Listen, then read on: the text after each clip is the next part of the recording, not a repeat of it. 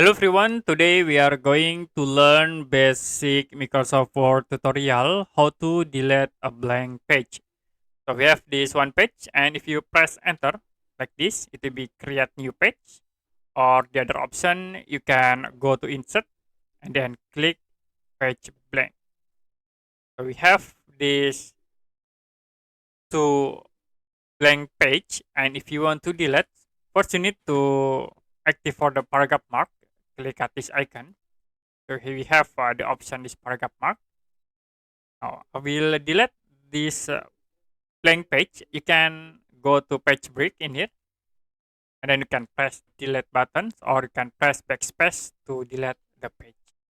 And for this page, you can go to the last paragraph, and then you can press delete button. So it will be delete the paragraph. Okay, that's it for a basic Microsoft Word tutorial how to delete a blank page. If you have any question about tutorial, you can comment below this video.